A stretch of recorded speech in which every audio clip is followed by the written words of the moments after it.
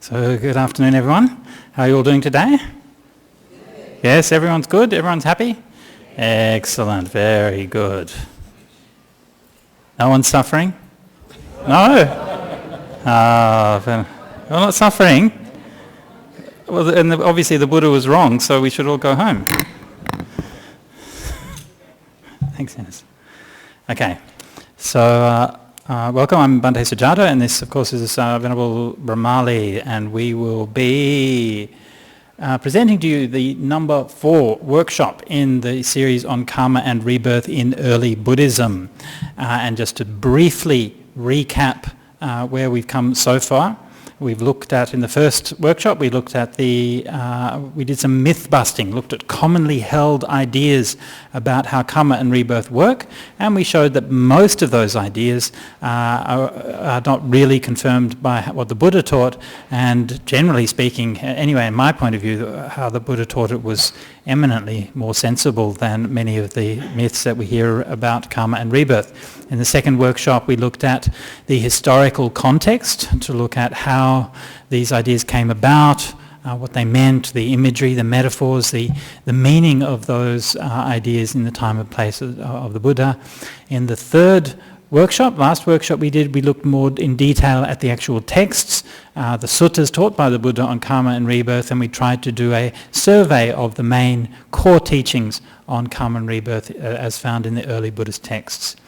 And for this workshop, we're now going to take up one of the themes which we found very predominantly in those texts, and that theme is that you should investigate, you should inquire, you should find out for yourself.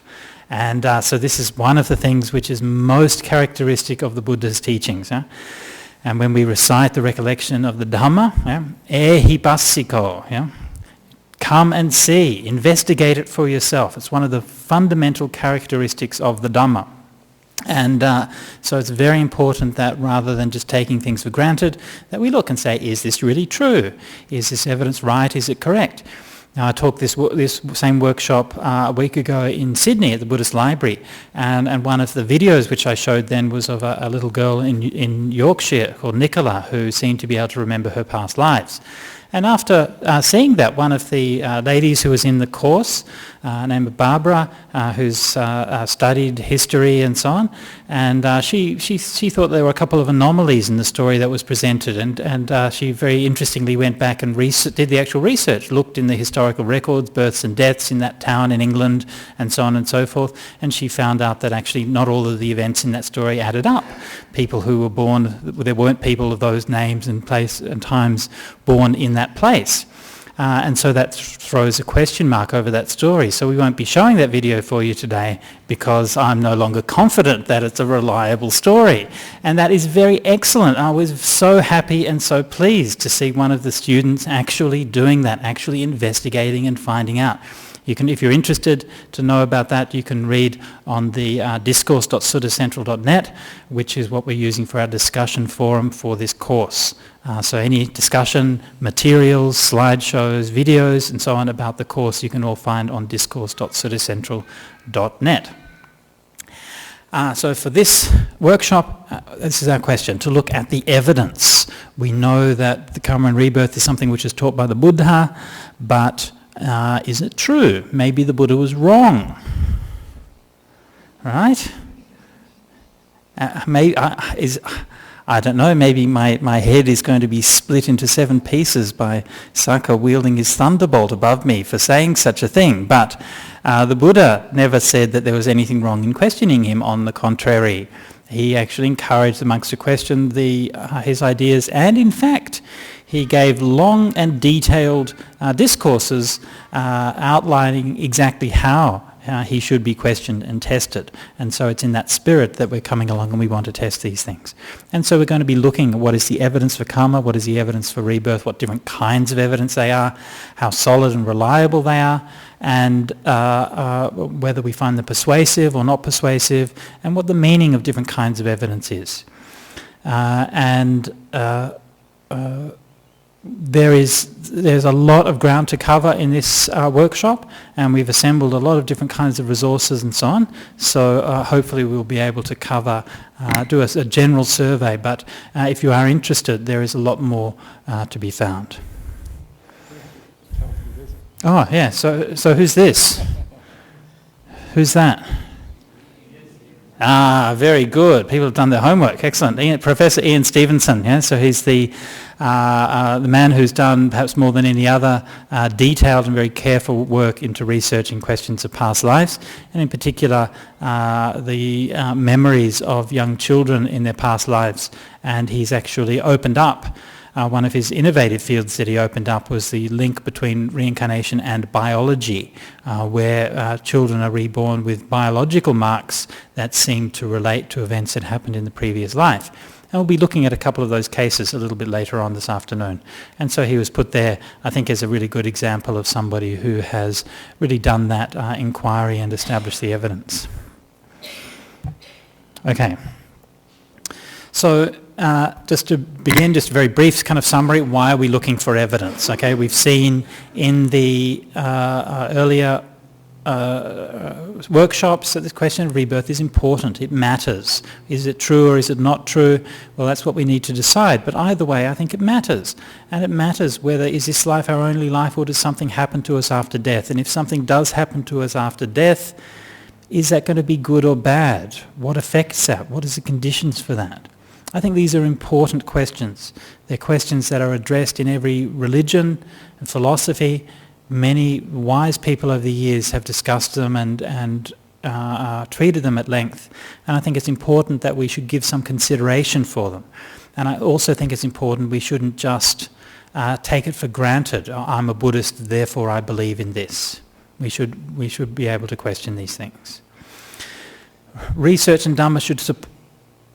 Say something? Research and Dhamma should support each other.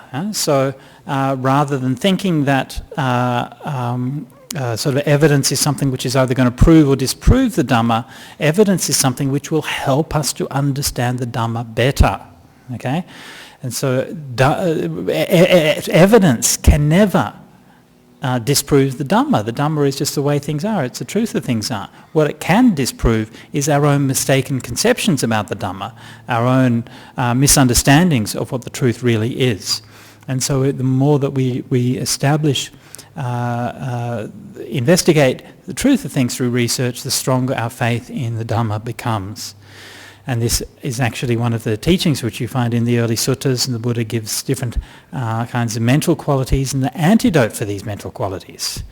And this is a very interesting one because often these antidotes are things that you would expect. So the antidote for laziness is energy, the antidote for distraction is calm, and so on and so forth. But the antidote for doubt, right? You'd think the antidote for doubt would be faith. Yeah? But what it actually says is the antidote for doubt is inquiry. Yeah? So you don't overcome your doubts by saying, I'm going to be more faithful. You overcome your doubts by asking and inquiring. And so that's what we're going to be doing here. And if we want to inquire, we want to find out the truth, the basic way of investigating that the suttas talk about is to use empirical research. And by empirical research, what we mean is research which remains close to the evidence of the senses. Okay? So it's not research which is based on metaphysical premises. It's evidence which looks at the facts, tries to examine and find out what is the reality, what's going on, and then tries to look at what can we infer from that. What does that mean? What are the implications of that? And so this is that method which we find taught again and again and again throughout the suttas, and it's applied in a somewhat different way in scientific method. It's a different field, a different purpose, but the basic idea is very similar. Okay, anything to say on that slide? Yep. Okay. Do you want to talk to this one? Yeah. Okay.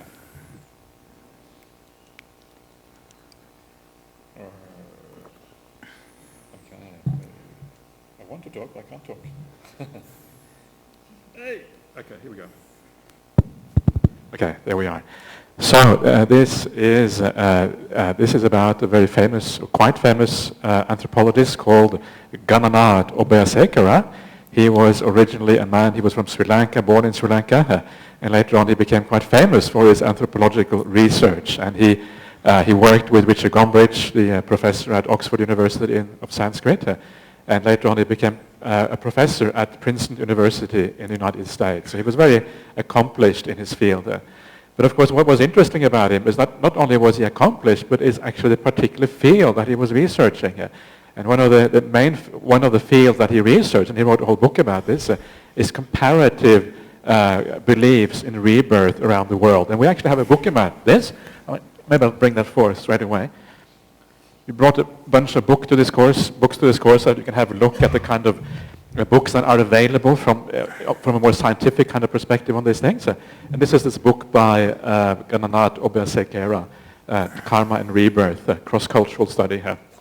And what he found, this man who was very accomplished, and it's quite a highly acclaimed book, is that the idea of rebirth, the belief in rebirth, is actually quite widespread around the world. And he looks at different cultures and where this exists.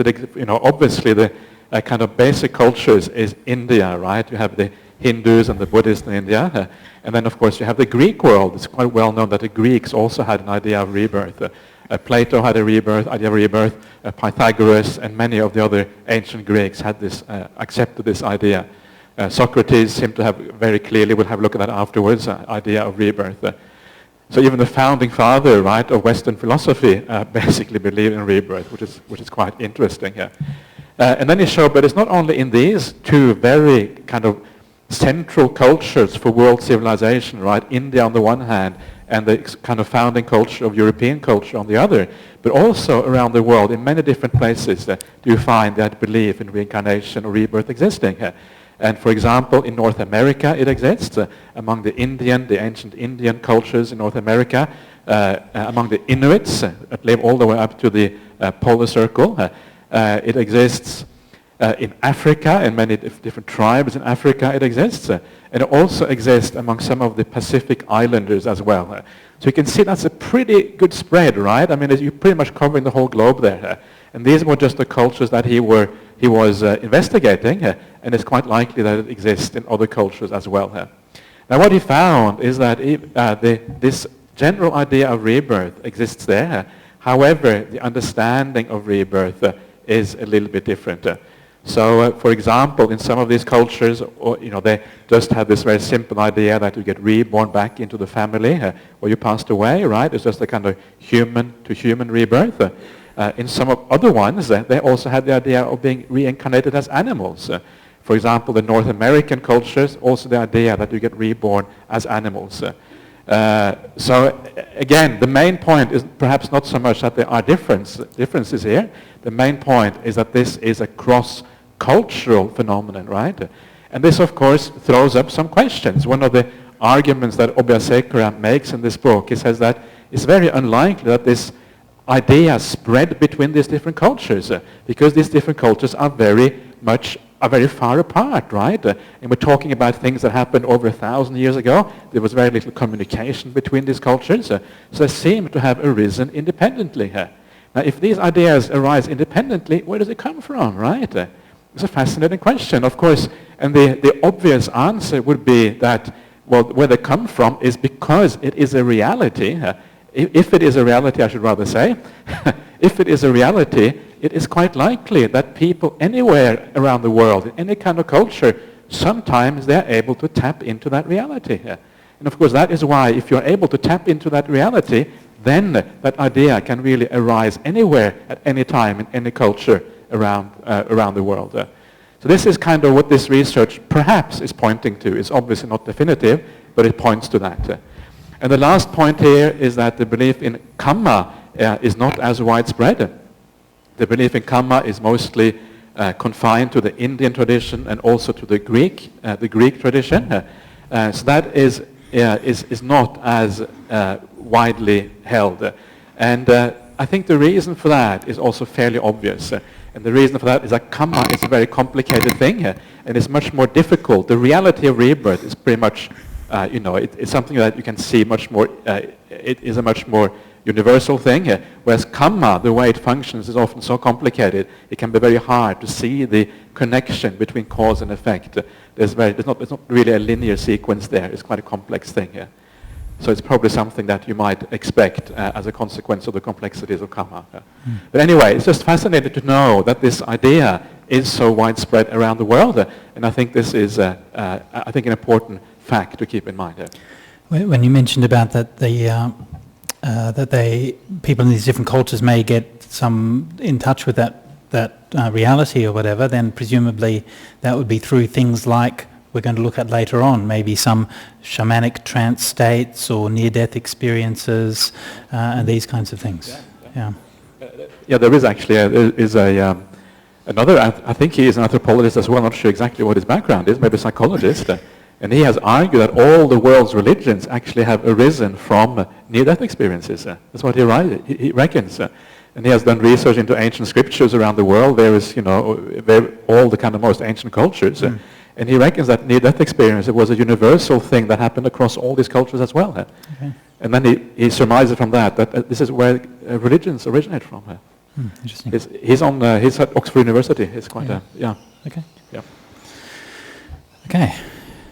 So moving along, and just some statistics where we just saw that belief in rebirth is fairly widespread in traditional cultures around the world, but it's also fairly widespread today. And these are just to give you a rough idea of the statistics, 22% of respondents in Western Europe believe in reincarnation. According to 2005 Gallup poll, 20% of US adults believe in reincarnation. And recent surveys by a Christian research non-profit organisation, and that's interesting because they obviously would have presumably had, if anything, a confirmation bias against people believing in rebirth. But nevertheless, they found that a quarter of US Christians, including 10% of born-again Christians, embrace the idea of rebirth. So this is something that we see quite commonly throughout this field, that people... it's often alleged by skeptics that people only believe in rebirth because it's sort of culturally conditioned and programmed and people have a confirmation bias and so on. But we will actually regularly see, not just here but in many contexts, that in fact the opposite is true. That even in a case where there's a culture that strongly is opposed to the idea of rebirth, which of course the American born-again culture is strongly opposed to the idea of rebirth, even within that culture there's still a very significant amount of people who believe in it. Again, that doesn't prove anything, but it is interesting to see how persistent that idea is. It obviously has some kind of meaning or resonance. It has there's some power to it, which is not merely the fact that it belongs to one particular religious context or another. And not only that, what this statistic doesn't show is that this sort of percentage, which actually people who believe in rebirth, is not only within Christianity, it's actually across all religions. You find this in Islam apparently, you find this in Judaism, you find this across all religions. Obviously it's higher in some religions like Hinduism or Buddhism, where pretty much everybody believes in rebirth. Actually not nowadays, not everybody anymore, but most people do anyway. And also among people who are not religious, right? Among atheists or agnostics.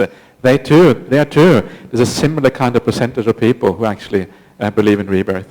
So it seems to be kind of across society in a very, very broad sense. Among the... I gave a retreat in Germany a couple of years ago, and there's about 30 or 40 people on the retreat, and most of them were all Europeans and Americans, and there was one lady there from Thailand. And this topic came up, and I asked them, who thinks that there's probably something to this idea of rebirth? And everybody put their hand up except for the Thai lady, right? She was the only one there who didn't believe in rebirth, yeah? And to me that's really important because, so often people say, oh yes, these things are just culturally conditioned and so on, as if we're nothing other than mindless automatons who are completely incapable of questioning the ideas around us. But of course, that's not the case. And people in every culture, every religion, every time question. And they don't just believe something because it's taught to them by their religion. Anyway, so we next move on to look at different kinds of evidence, and this is a survey of some of the main kinds of evidence that we'll be looking at in the context of karma and rebirth.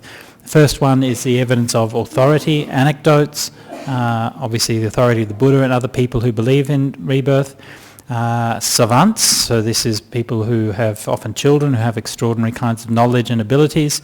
Near-death experiences, memories, spontaneous memories, regression through hypnosis and so on, and meditation. The link between these memories and biology, and finally through looking at how we learn language and other skills which are acquired by young children. So this is a sort of list of headings, and most of what we're going to be doing this afternoon is looking at these headings in more detail. We will be using quite a few different video clips and things like that. So that's mainly because we're a bit lazy and we'd rather just watch telly than to be doing the teaching. So, we have some of those things.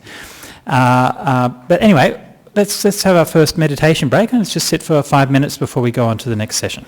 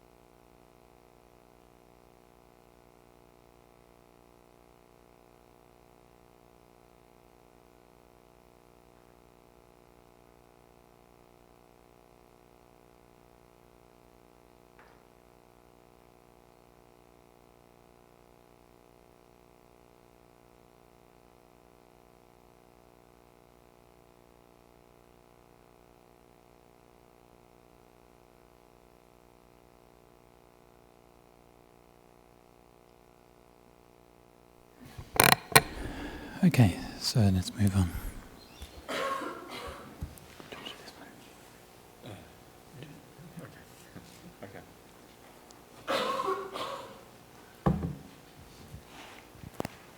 Okay, so this is on the first point, which was authority and also anecdotes.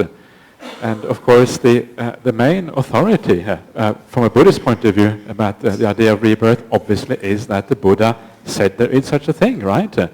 And I think it's important people don't realize, I mean, we talked about this a little bit before, but people often don't realize how central this is to the Buddha's teachings. It's not as if this is some kind of peripheral idea that you can maybe the Buddha taught rebirth, maybe he didn't. Maybe he accepted it from the culture around him, maybe he didn't. It's absolutely crucial to the Buddha's teachings, right? And here you have jati pidukkha, which is the first noble truth. Birth is suffering. And of course the whole first noble truth, so birth is suffering. And it's important to understand that this actually means rebirth in the First Noble Truth. I think perhaps we spoke about this before, but remember that the purpose of the First Noble Truth is to end suffering. And the only kind of birth you can possibly end is future birth. And for that reason, the meaning there is obviously rebirth. You can say birth in a general sense, but it implies rebirth. And you have the second thing with the second Noble Truth here, yayang tanha pono bhavika. And this quite literally means that craving, tanha, that craving, which is ponobhavika. Pono means again, from puna, bhavika means to exist, so it means again existence. So that craving which leads to again existence, or which has to do with again existence, is what that means. So again, central, right? And it can be argued that every single of the Four Noble Truths is about rebirth. So extremely central. It's not only there, it is in many different places as well. You have the Buddha saying here, the pubbe ananusute sudamesu, in regard to things or principles not learned from another. And now we are moving on to not just the Buddha as an authority, but also to the Buddha as a witness of rebirth, right? It's not just that the Buddha says there is rebirth, he says, I have seen this for myself. So in regard to principles that I have seen, that I haven't learned from another, I declare that there is such a thing as rebirth. Again, the I arose, knowledge arose, right? These are things which actually relate specifically to the Buddha. And we see this on the... Sorry, did I... Yeah. Okay, please interrupt if you want to interrupt. So the next thing then, of course, where we see this specifically, that the Buddha declares his own understanding of this, is when he goes through the three higher knowledges, right? The te vidya in Buddhism, which is recalling your past lives, understanding essentially how the rebirth process is conditioned by Kamma, and finally the destruction of the defilements. And the first one of those, the Buddha said specifically, when my mind was stilled in this way, pure and bright, unblemished, free from defects, malleable, wieldy, steady, attained to imperturbability. And you will probably recognize that that is a reference to the fourth jhana state. Then once he has that, I directed and inclined my mind to the knowledge and recollection of past lives. And this is a standard thing that the Buddha says throughout the suttas. I realized this. I saw this past lives, right? This is something I've seen. This is not something that I take on board because other people say so. This is my personal knowledge. And remember, there's two aspects here. One thing is that the Buddha's authority here. The Buddha says this is the truth. But the second thing, which I think is very important here, is the fact that this is an aspect of what we call anecdotal evidence, right? In normal life, when we talk about anecdotal evidence, it's a bit like you hear a story there, you hear a story here, right? Somebody tells you, oh, I had this memory of past life. Then I went to check it out, and I had this memory. I checked it with the facts, and it matched the facts, right? I had this memory of being this person with such a name, who lived in such a place, who did these kind of things, these good things, these bad things, right? And then I found out this person actually existed. And of course, the more of those facts check out, right? The more, if you have a name and a place, and it becomes very unlikely after a while that is just a product of chance. It must be a product of, of actually a real memory. So this is what we mean by anecdotal evidence. And some people have more authority, some people have less authority, but these are anecdotes. But to me, the most important of all anecdotal evidences is the fact that the Buddha said, I remember my past life. That is a similar kind of thing, right? You believe that somebody tells you this happened, and it's really a kind of anecdotal evidence in one way, topped up, of course, with the authority of the Buddha himself. So in that sense, it is very important. And the only way that this works as anecdotal evidence is to, of course, to understand that the Buddha was a real historical personality, right? Just like us, he was somebody who existed at a certain time and place. He did teach these particular things, and because of that, because he is a real historical personality, and I think this is what people often have a hard time getting their mind around, but once you accept that, it becomes this type of evidence, just like you hear about it in the present day. So I think as a Buddhist, this is really, really important. The fact that the Buddha said so is actually, and specifically that he had the experience, is actually a very important aspect of this, this whole issue.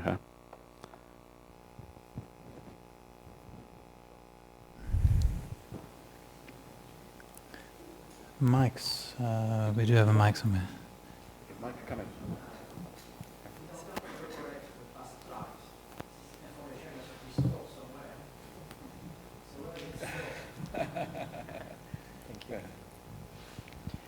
In order to recollect past lives, this information about past lives has to be stored somewhere. Where is it stored? No, I'm only kidding. Actually, you back it up in the cloud.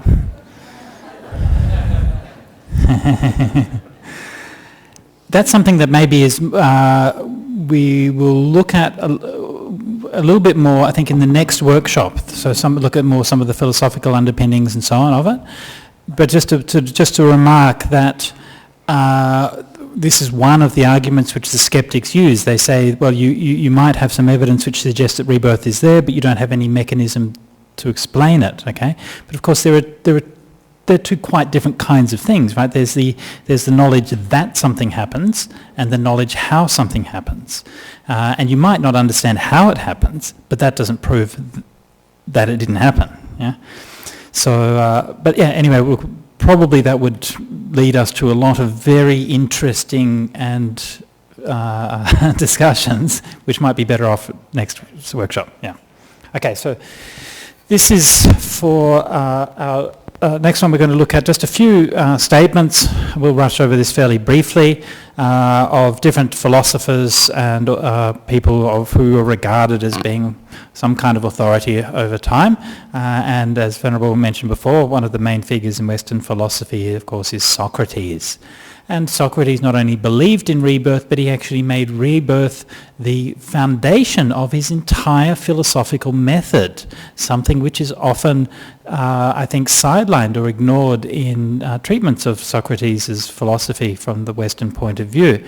And this was outlined most clearly in a dialogue of his called the Meno, where he's in a conversation, and this is just one of the excerpts from it. In typical Socratic style, he's in a conversation with somebody, and his main aim is to annoy all of the rich and powerful people by proving them to be complete idiots, which of course eventually got him killed. And one of the ways that he did that in this particular context was to show that an unlettered slave boy was just as capable of understanding a geometric proof as all of these kind of fancy schmancy intellectuals and things like that who thought that they were so good. And he said, well, you think you're so good, but this kid can understand geometry just as well as you do. And so he led this unlettered slave boy. Remember, he's never had no education, no understanding of mathematics or anything like that. They cleared out a spot of ground and got a stick, and he got him to draw a line and drew another line, and then he led him step by step through this geometric proof to show that he could understand this. And so then Socrates draws out the implication of this and saying, well, look, he obviously had this understanding, right? Socrates was drawing out this understanding, this innate knowledge of geometry from this boy. And then it's a conclusion which Socrates said, well, if he had this knowledge, then that knowledge, that true ideas had to be awakened into knowledge by putting questions to him. So his soul must always have possessed this knowledge. Okay, in other words, from his past lives, he already learnt things. Now, this idea that knowledge is innate because we've learnt things from our past life is the basis of the word which we're familiar with in the West that we call education.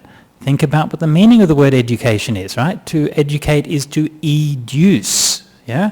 Duce from the root duct, right? To draw something, out, right? To draw out. That's what education means, yeah? Education means to draw out the knowledge and capacities that are inherent in a person. And the very idea of education comes from this Socratic philosophy. That's why we have schools in every country in the world, right? Because we believe that children have knowledge and wisdom which we can draw out by stimulating them in the right way. Unfortunately, somewhere along the line that kind of got lost, and we begin to think of education as putting in rather than drawing out. I think that's maybe changing a lot. But to me, it's almost impossible to overestimate how powerful and how influential this idea was. Very highly recommended. As always, Socrates' dialogues are extremely entertaining and thought-provoking if you get the chance to read that. In modern times, we also have here a few statements from different philosophers and scientists towards the end, and these are just some quotes that we picked up from here and there. Towards the end of her own storied life, the physicist Doris Kuhlmann-Wilsdorf, whose groundbreaking theories on surface physics earned her the prestigious Hayne Medal from the German Society of Material Sciences, surmised that Ian Stevenson's work, and which we'll be looking at more later on, had established that the statistical probability that reincarnation does in fact occur is so overwhelming that cumulatively evidence is not inferior to that for most, if not all, branches of science. Okay? That's a pretty powerful statement, right? This is a prize-winning top-level physicist, and she says that the evidence for reincarnation is at least as good as the evidence for most, if not all, branches of science. Dr. Howard Leaf, a Journal of Nervous and Mental Disorders, said that Ian Stevenson is either making a colossal mistake or he will be known as the Galileo of the 20th century. Again, very powerful statement. Another statement on Ian Stevenson's work, he's placed on record a large amount of data that cannot be ignored from the German Journal of the American Medical Association. From Carl Sagan, well-known scientist, astronomer and founding member of the debunking organisation, the Committee for the Scientific Investigation of Claims of the Paranormal, said that at the time of writing there are 3 claims in the parapsychology field which in my opinion deserve serious study, the third being that young children sometimes report details of previous life which upon checking turn out to be accurate and which they could not have known about in any other way than reincarnation. So here we have even one of the most renowned skeptics of modern times accepting that there is something to this evidence. If you're interested to review the evidence on reincarnation in more depth, we can very strongly recommend this book, Irreducible Mind, okay, which we have a copy of here. Do you want to maybe just get the book and we can show people? There are simpler books to read, but this one is very large. It's printed in extremely small font with very small margins and lots of footnotes. Okay? That's the kind of book that you want to read, isn't it?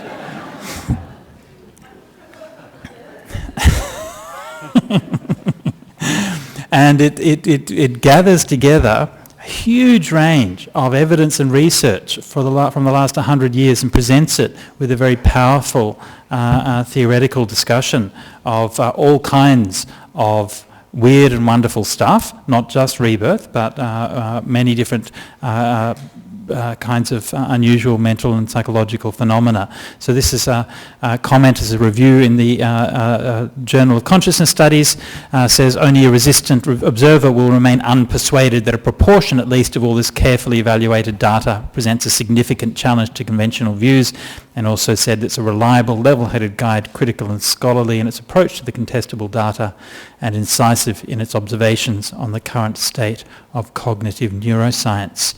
There was actually a paper published, a call for investigation into consciousness, which was published, I think, was it last year or the year before, and signed by a very large number of researchers and academics around the world who have called for more research into consciousness studies. And one of those signatories. Yeah.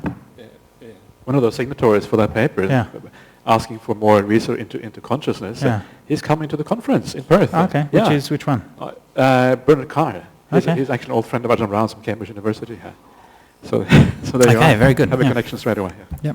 Yep. Okay, so that's the discussion of authorities. Is there anything anyone would like to ask, any question on that before we move on? Yeah. Just one comment. The Buddha, when the Buddha sat under the tree and looked with a clear mind, he saw many rebirths. Mm.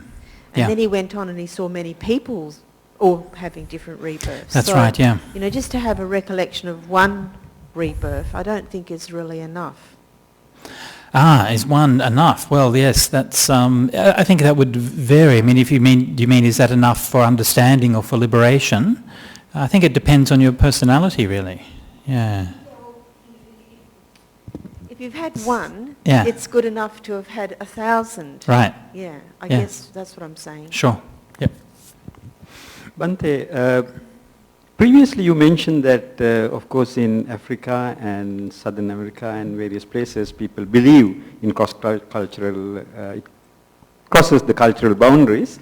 So did you, in those evidence, notice that the basis of rebirth, like in Buddhism, we believe the 5 khandhas and then the stream of consciousness is the one that gets reborn. So did they believe in all-controlling soul getting reborn? Or Typically there's a range of different kinds of ideas about it, but most commonly that's some kind of soul theory.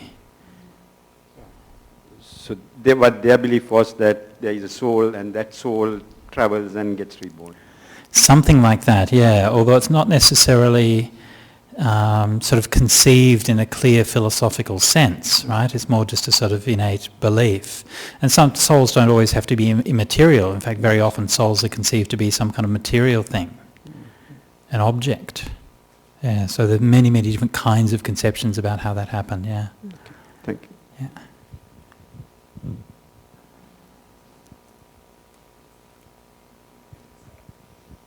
I just wanted to add a comment. There's documented evidence of people having huge trauma or being put into induced comas who have come out speaking fluently in other languages. Right, yeah. I don't know if that. Yeah, that's another. That's an interesting one. That's called xenoglossia. That's a good name, isn't it? Right. That's a good one. You can kind of casually drop into conversation now and then, right? And I considered putting that in there, but there is some dispute about that. There are a number of cases which seem to be fairly well documented, but they also are somewhat disputed, and I didn't feel that the evidence around that was as strong as it is for some other things. Not to dismiss it, but yeah, that's why we didn't put it in this one. But definitely it is very interesting, and there's cases of people they basically wake up from a coma or something and they speak Norwegian, and you're like, Swedish, whatever. It's important to some people, the difference. Anyway, okay, very good. I guess if you're okay, sorry, Miri. Yeah, will you be talking today about, when it comes to accepting authorities for rebirth, about there's something about the training of the mind, say through meditation, which might give more credence to, say, a claim from somebody who is a very accomplished meditator because they have perhaps got rid of a lot of biases to do with a sense of self and things which might normally make the mind deluded, which might then give greater reason to that it's not some fanciful delusion.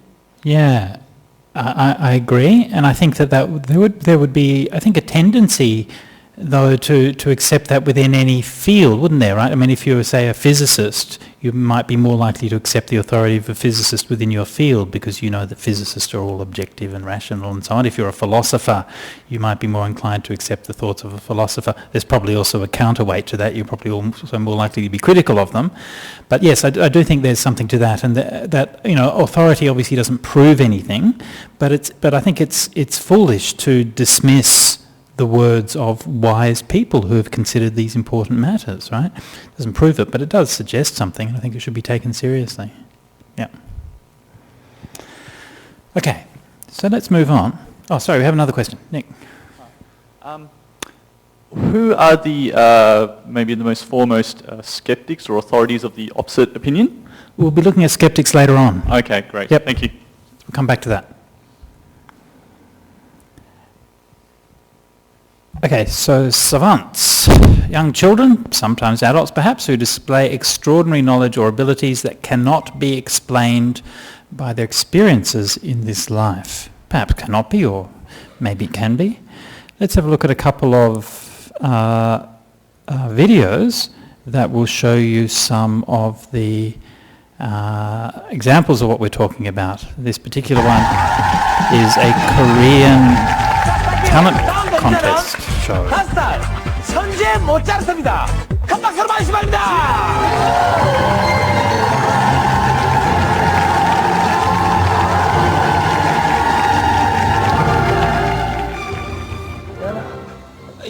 아저씨 여기 있어. 아이고 우리 연이. 피아노? 피아노 어디냐고? 피아노 여기 있어요. 여기 피아노 소리 나지?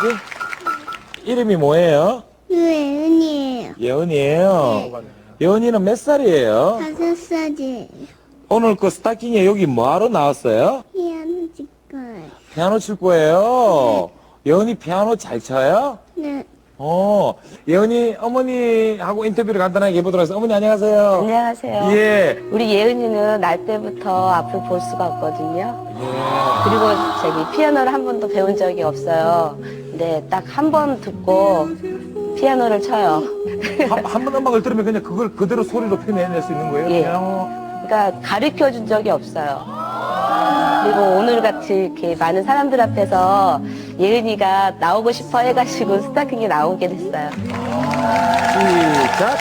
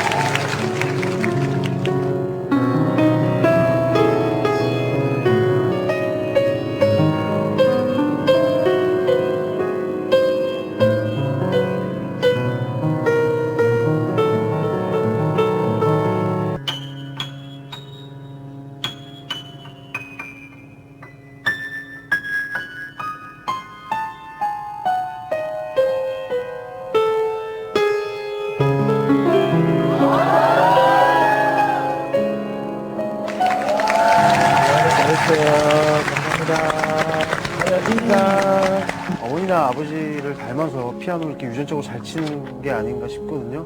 혹시나 가슴 중에 피아노 중에 좀 치시는 분이세요? 저희는 또 음악하고는 거리가 멀어요. 예은이는 또 저희가 애를 못 낳아요. 입양에 있거든요. 예은이가 언제부터 갑자기 이렇게 피아노를 치기 시작했어요? 치기 시작한 건 3살 때부터. 제가 김종환 씨의 그 사랑을 위하여인가? 그 노래를 좀 좋아해요. 이른 아침에 이렇게 불렀어요. 그랬더니 어느 날 그걸 치더라고요, 3살 때. 사랑을 위하여 예언이 할 수 아니, 있어요? 그러지 말고 노사연 씨의 그 만남. 예. 한 대목 한 번만 불러요. 돌아보지 마라. 후회하지 마라. 아, 바보 같은 눈물 보이지 마라. 사랑해, 사랑해. 얘는 사랑해.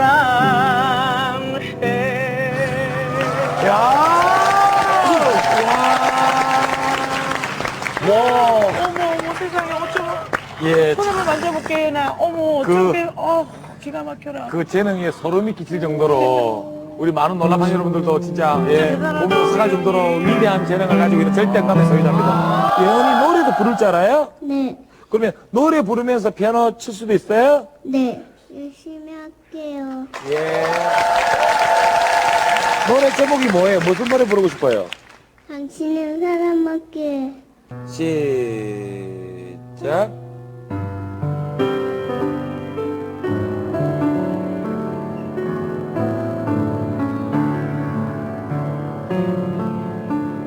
당신은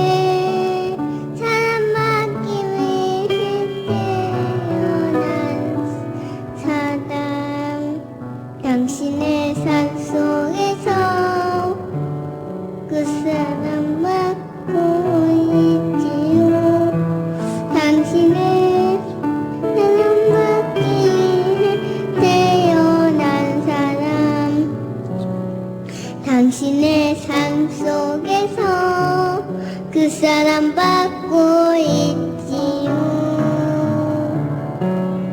태초부터 시작된 하나님의 사랑을 의지의 열매를 통해 열매들의 꿈 당신의 사랑받기에 태어난 사람 지금도 그 사람 받고 있지요.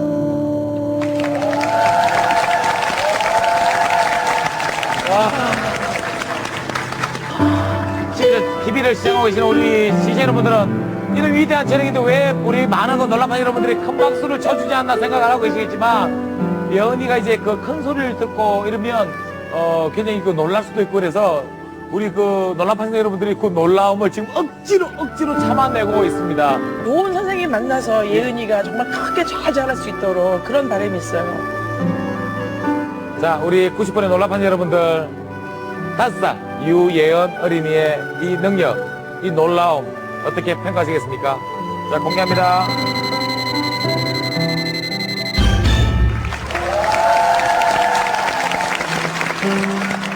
우리 스타킹 사상 최고의 점수가 아닌가. 지금까지 최고의 스타 중에 스타, 킹 중에 킹, 스타킹은 5살 천재 피아니스트, 천재 모차르트, 유예은 어린이입니다.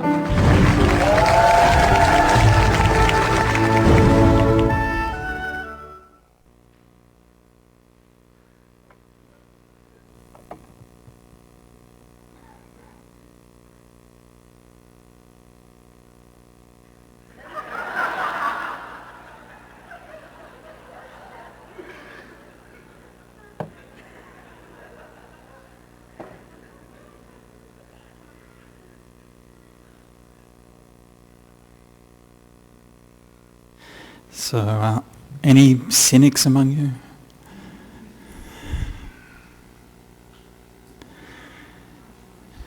Yes. Uh-huh. Very strange talents.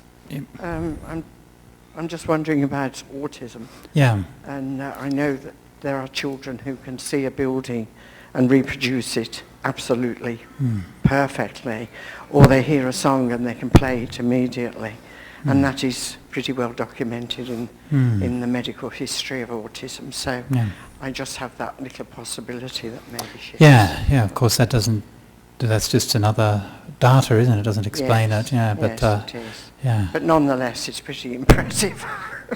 It's pretty amazing, yeah. So here's, I know that when you were looking at that, the main thing that you were thinking about was that yeah, she's okay, but she could play it a lot faster. And, well, here's this guy.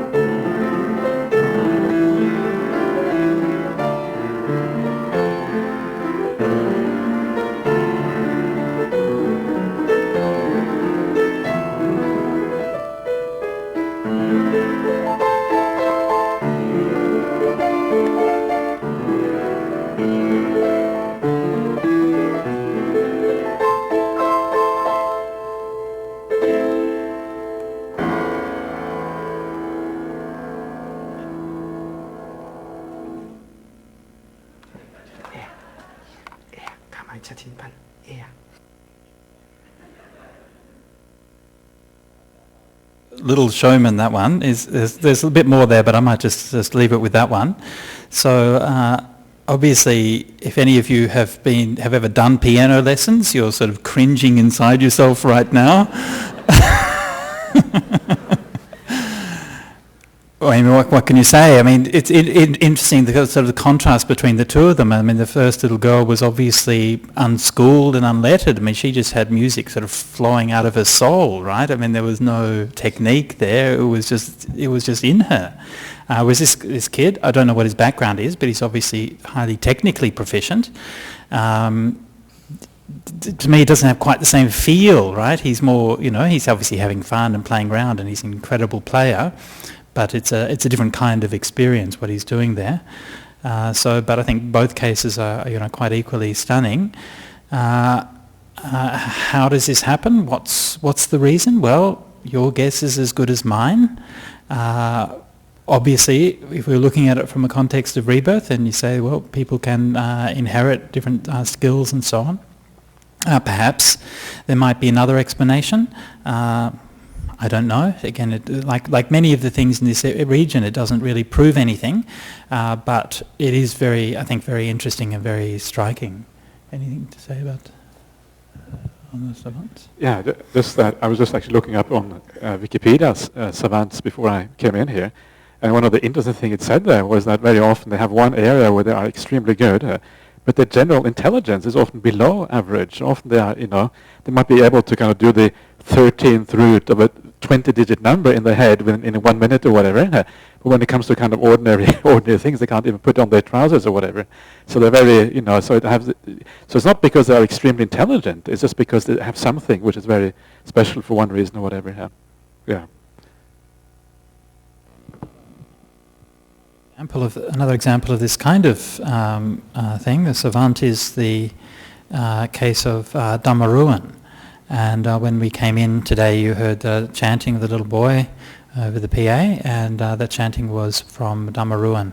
And what we're going to do is just play a little bit of a clip from an interview which Venerable Brahmali and myself did with Venerable Bhikkhu Bodhi about 6 months ago. And I should just warn you before playing this clip is that we had very serious technical problems in recording it, and what it meant was that the audio tracks were out of sync.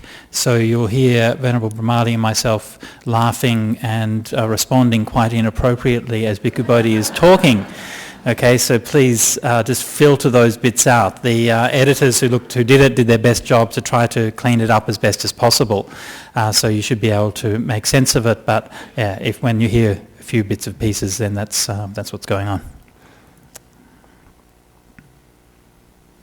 Yeah, if he were keeping this under wraps, then I wouldn't bring up his case. But he's lost his reticency about speaking of this. And he even tells his story over the internet, so I have no hesitation about bringing up his story. Okay, so this is at the time he was a boy, even at the age of 3, he began chanting whole suttas, fairly long suttas, in Pali. He grew up in a poor family with, I think the father had either passed away early in his childhood or left the family, so there was just the mother, a sister, and him. And then the mother, I think, told an educated Sri Lankan couple living nearby about their son. She thought that he was possessed by a spirit. And the couple heard his chanting and recognized that these were Pali suttas. And then they began recording his recitation, and they recorded his recitations over the years,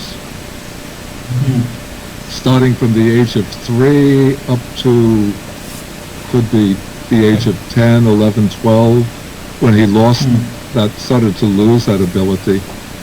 And so here we have a youngster who there's almost no other rational explanation that could be given of how he could know these suttas. You could say, okay, the skeptic says, he must have listened to monks chanting them over the radio.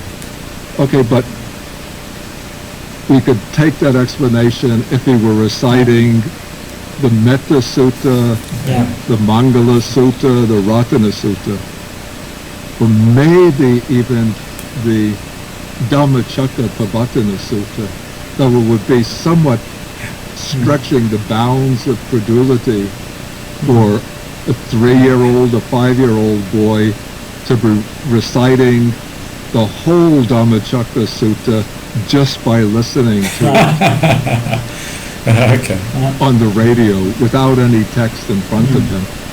Okay, but a young boy, I think he was 7 or 8 years old, he chanted the entire Girimananda Sutta, and that is just so rarely chanted by monks on the radio. And then there's a recording of him reciting passages from the Patana, the book of conditional relations in the Abhidhamma. And I didn't compare his recitation with the text because he doesn't say which portion he's reciting, and the Patana is 6 or 7 volumes of very repetitive text with just minor variations. His intonation is very different from the contemporary Sri Lankan style of chanting. Almost as though just by listening you could tell that it's coming from another era, not the modern style of Sri Lankan chanting. And even though he's so young, he's clearly not making mistakes. Right? He's reciting it exactly the same way in multiple repeated passages. He's not just stumbling over things or being vague. He's distinctly articulating it in a consistent way across different passages. And some of the ones that I noticed where I couldn't find any particular text that had those readings at all. The conclusion I had was that he's using some textual recension that, anyway, wasn't part of the ones used for the PTS. Very remarkable.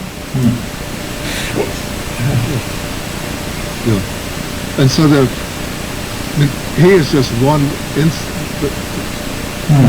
the instance of one person that we happen to know about, because I was living near Kandy and he was growing up in Kandy. See, he couldn't do this normally.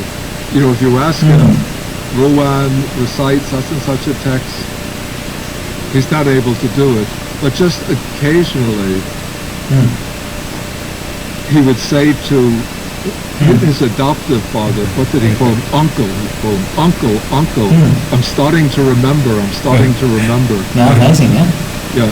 Then Bertie would get the tape recorder and set it up and record his recitation.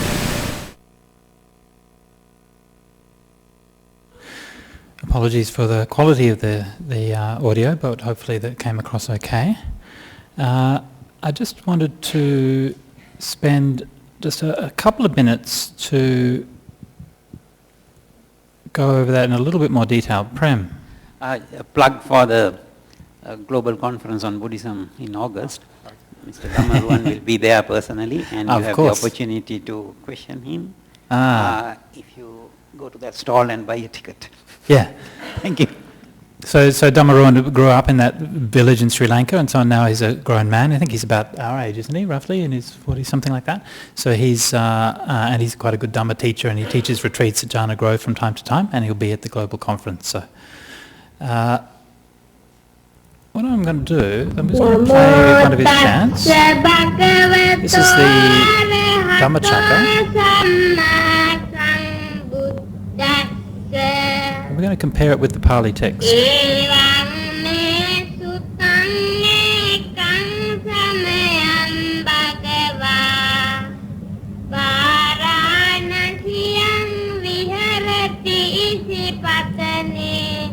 Nigadai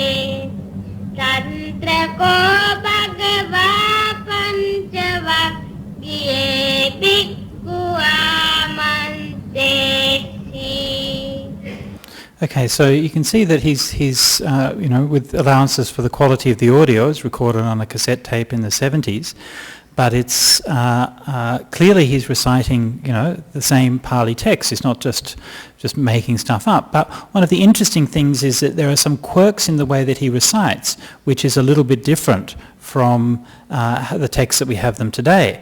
And these are not mistakes. As I mentioned in the clip, that he does these consistently each time they come. You might not have noticed, but just in here when he said Panchavagye Bhikkhu Amantesi, he actually said Panchavagye Bhikkhu Amantesi.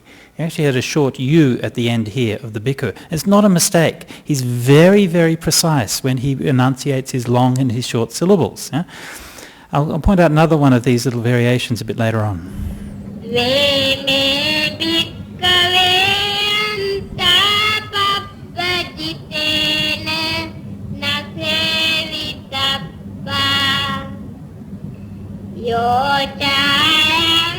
Okay, so see here he missed out this phrase here, katame dwe.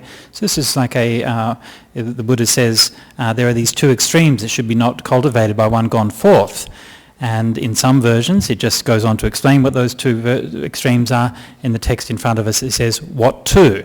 So that question is not really necessary. And in Dhammaruwan's version, he omits that.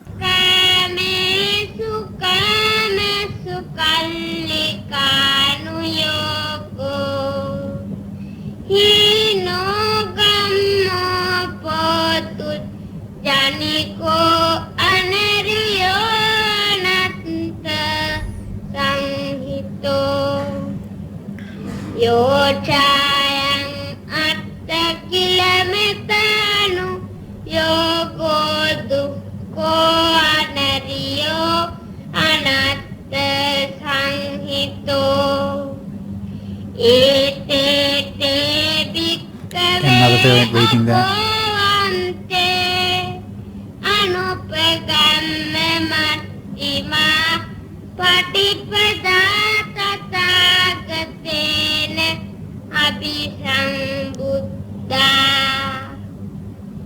cakku karani jnana karani upasamaya abhinyaya sambodhaya nibbānaya samvattati katamaca sapikkave majjhima patipada tathagatena abhisambhuddha cakku karani jnana karani upasamaya abhinyaya sambodhaya nibbānaya samvattati ayameva ariyo attangiko maggo seyati idam. Okay, so that last word was also another variant reading. On the text in front of us, we have seyatidang. Sometimes this I here is long, seyatidang. But what Dhammaruwan was reciting was seyatidang, which is not a reading that I'm familiar with at all. I've looked at different texts and I've never actually come across that reading. Seyatidang. He quite distinctly enunciates them as separate words, and again he does that consistently. It's not just a mistake or tripping over it on that particular case. So even perhaps for me, more persuasive about the authenticity of it than those details. It's already fairly impressive that he can remember it. It's impressive that he remembers a version which is quite distinctive. But what's even more impressive to me is that he remembers it so naturally. And when he's reciting, he will always break his sentences up in a natural place. Right? This is something which is not done in modern chanting styles. Certainly in Thai chanting styles, they ignore natural breaks in sentences and language flow completely. It's a completely artificial chanting style. Sinhalese chanting style is a bit more natural, but here he's reciting it like somebody who knows the language.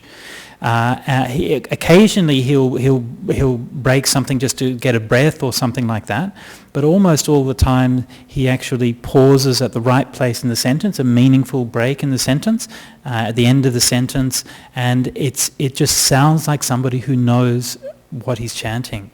And to me that's something which is again very, very hard to explain in any other way. I don't know if you have any other thoughts about his Pali or... Yeah? And also the obscurity of the text, like the Patana. Yes, yeah. As Bhikkhu Bodhi pointed out, here this particular text is quite a common one, but there are actually only a few of his recordings which are commonly available. Many more have been made, and in some of those ones which are less widely available, he was reciting extremely long and complicated texts, sometimes several hours long. Texts like Mahasatipatthana Sutra takes about 3 hours to recite, or passages from the Patana again which can take several hours to recite. So these are things again which they're not part of a normal sort of daily chanting schedule or anything which could be picked up casually. They're not even things that, hardly any monks know those things, yeah. No, but hardly any monks actually read them, much less know them to chant them, yeah. Yes, Ananda. Thanks, Bhante. Just a comment, because just to mention that for those friends here who are not familiar with these two languages, Sinhalese and Pali are two distinctly different languages, and he's a Sinhalese like me, and from Sri Lanka. And just to also say that at school, from about year 4 till about year 8, we had to learn to chant some of these. Not these, but the simplest ones like Buddhang Saranam Gacchami or something? Like also Mangala Sutta. But we had to by heart it. Even then we missed it. But this is a very complex and complicated sutta at the age of 3. So Pali is not the spoken language in Sri Lanka. And it's an ancient language. So it's remarkable, and then this is unbelievable. So that's what I wanted to add. So we struggle to recite these simpler suttas like even Mangala Sutta or Atana Sutta. We struggled after by hearting, but this is unbelievable. One of the things that Bhikkhu Bodhi mentioned, interesting detail, was that his parents didn't even recognize that it was Pali. Yeah, only when they played it to a more educated couple who actually knew something more about Buddhism. His parents thought he was possessed by a demon and was just blabbering in tongues. Yeah? So... did he understand what he was singing? Sorry? Did he understand what he was... Did he understand? Did he understand? I'm not sure. I don't think so, but have you heard? We'll have to ask him at the conference. And have we been able to trace which monk he was in a previous life? Because the style of singing is quite old, to my understanding. Yeah, it's very different from any contemporary style. Yeah. We don't know that much about chanting styles of the past, but from what little I know, it sounds to me like exactly how I would have thought it would be chanting, much more melodic than we chant these days. And I think that's how it would have been chanted. I have heard rumours, and I haven't heard this from him himself, but I've heard rumours that he remembered a past life as a monk as a student of Buddhaghosa. So that would have been about 1,500 years ago. Whether that's correct or not, I can't confirm, but that's the rumour that I've heard.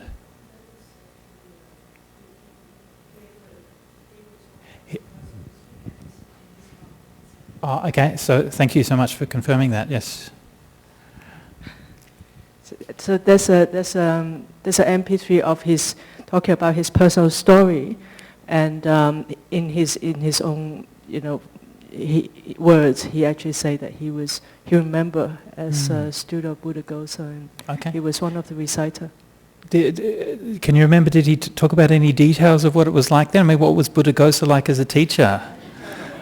We would have to ask him in the conference. I mean, you could get all the gossip, couldn't you? all the down and dirty about what it actually was like in those days, right? That would be very interesting. Okay. The question was answered, all right. Okay, very good, yeah. Can I actually ask a question? It's about kids who actually not musically or trained or this sort of thing, but they are actually, if use a psychologist's way of testing them in terms of IQ, high IQ type of kids. What do you make of them? Are they,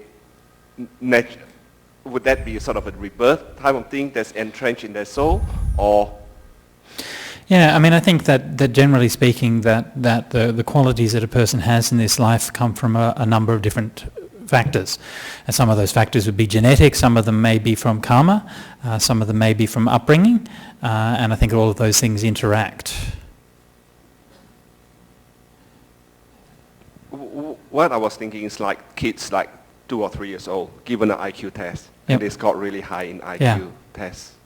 Yeah. In that sense. Again, I think that all of those things are interacting. So yes, I would think that karma plays an influence, but genetics also plays an influence, and upbringing also plays an influence, even at the age of 2 or 3. Yeah. Yeah.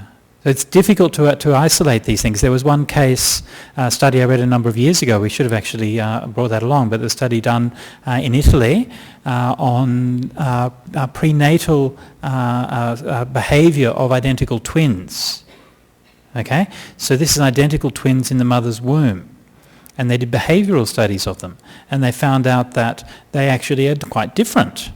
Right? So you might have a mother who's pregnant, she has two little children in a womb, identical twins, so they're genetically the same environment, same context, and yet one of them might be more active than the other one, tends to move and kick more than the other one, for example. And when they're grown up, what she found was that those traits tended to persist, so that the child who tended to kick more in the womb perhaps became more extroverted and more active, and the other one became more introverted. Might be just one example of how they tested it. But they did so that there does seem to be, there was an interesting study that seemed to isolate as far as possible those characteristics. They're genetically identical, the environment's identical, and yet there is still a difference in behaviour. So there's obviously something else which is influencing the behaviour there.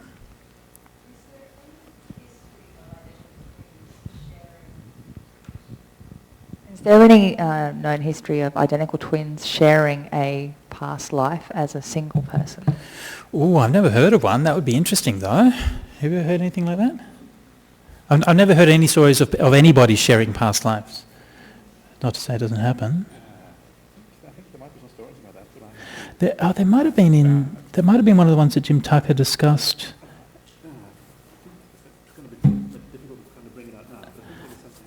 There might be some cases of people who are sharing some memories. We might have a look, check that up later, yeah. We don't have any at our fingertips, yeah.